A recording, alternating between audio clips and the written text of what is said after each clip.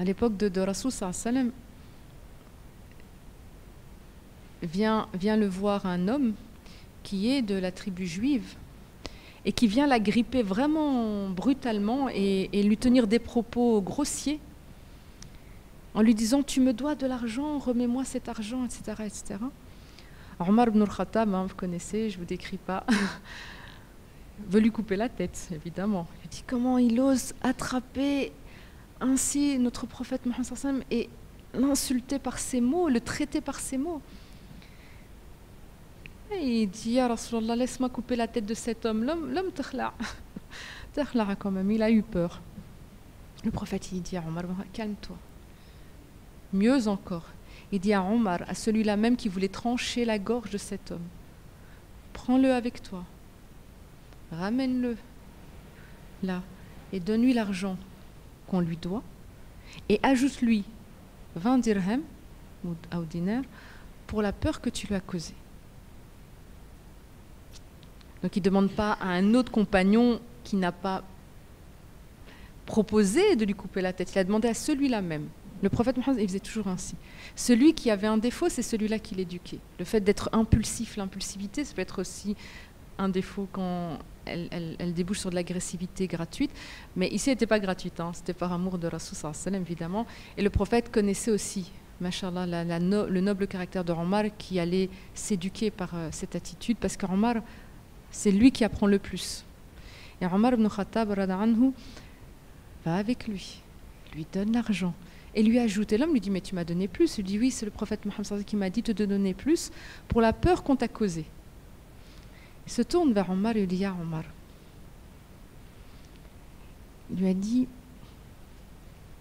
j'ai vu sur le prophète, sur son visage, tous les signes de la prophétie. Mais je devais vérifier qu'il possède deux autres signes qui ne sont pas visibles sur le visage, sur le corps. C'est pour ça que je l'ai agrippé si brutalement. C'est pour ça que je lui ai parlé si grossièrement. Je voulais voir sa réaction. Moi, je l'ai agressé et lui m'a répondu avec rifqa, avec douceur, avec paix. Salama.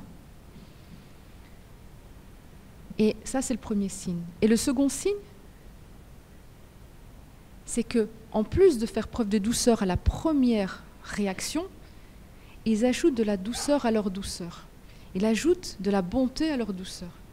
Non seulement il m'a accueilli malgré mon comportement avec douceur, il me rend mon droit, mais il m'ajoute à ce droit.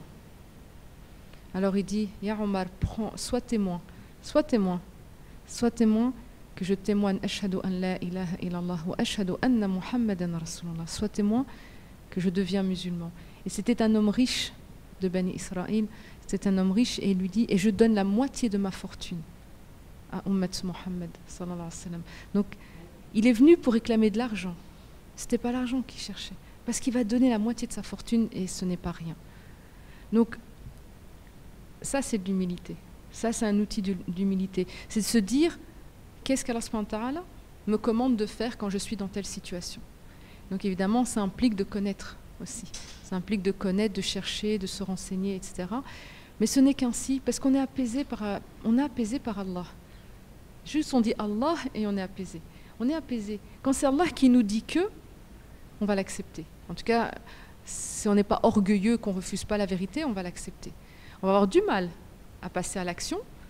On va avoir du mal, on va devoir vraiment briser quelque chose en nous. Mais on verra que c'est pour un bien. Et on sera heureux de l'avoir brisé. Et c'est un encouragement pour briser d'autres choses encore. En sachant qu'il y a évidemment des phases de failles, de fatigue et tout, mais alhamdoulilah. Quand on sait ce qu'Allah donne, on n'hésite plus.